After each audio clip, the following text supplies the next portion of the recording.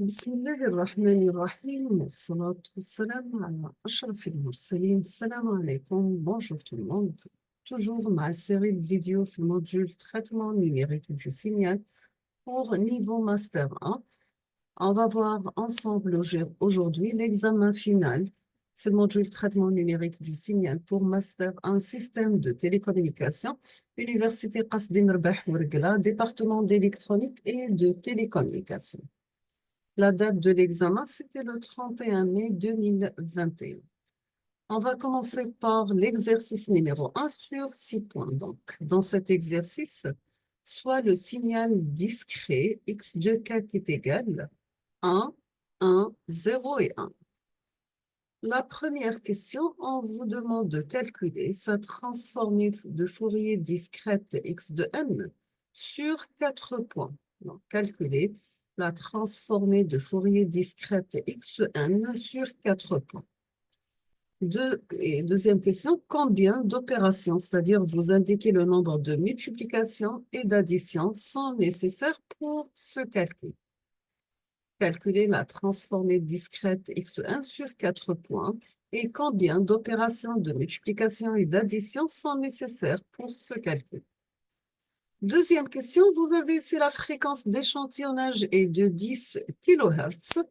Quelle est la fréquence réelle qui correspond au troisième échantillon x de 2 de la transformée de Fourier discrète?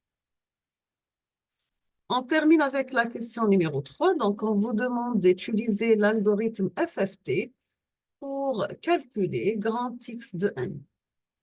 Et on vous demande aussi combien d'opérations de multiplication et d'addition sont nécessaires pour ce calcul.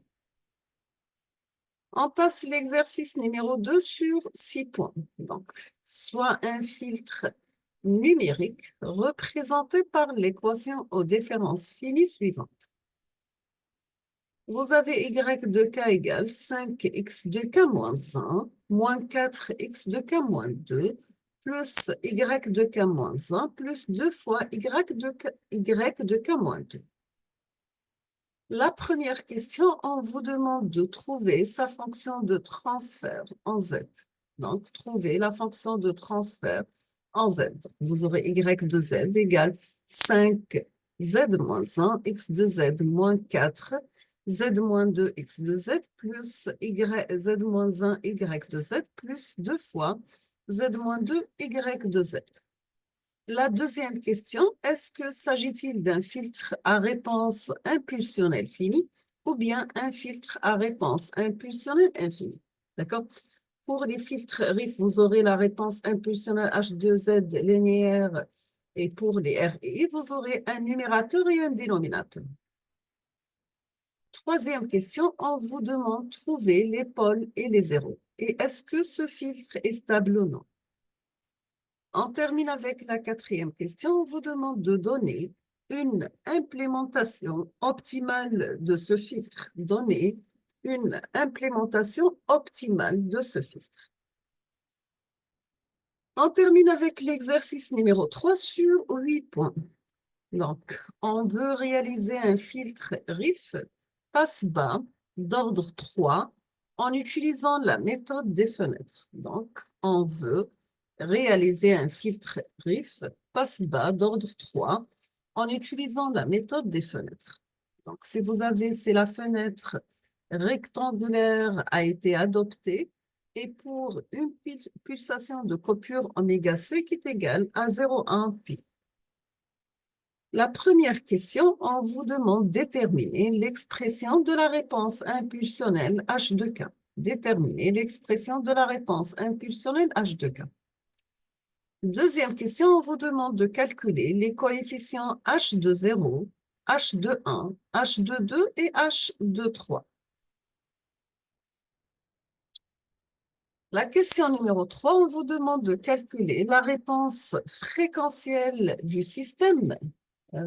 Calculer la réponse fréquentielle du système. Tracer le module et la phase. Tracer le module et la phase. Quatrième question, vous avez pour une séquence d'entrée x de k qui est égale à la séquence 3 fois 1. on vous demande de calculer la séquence de sortie Y de K. Donc, pour une séquence d'entrée X de K qui est égale 1, 1 et 1, 3 fois 1, on vous demande de calculer la séquence de sortie Y de K. Nous sommes arrivés à la fin de cette vidéo, donc je vous remercie infiniment pour votre attention. Comme toujours, n'hésitez pas si vous avez des questions. Et à la prochaine vidéo. Inch'Allah. Je vous souhaite bonne chance, beaucoup de succès et à la prochaine. Merci beaucoup.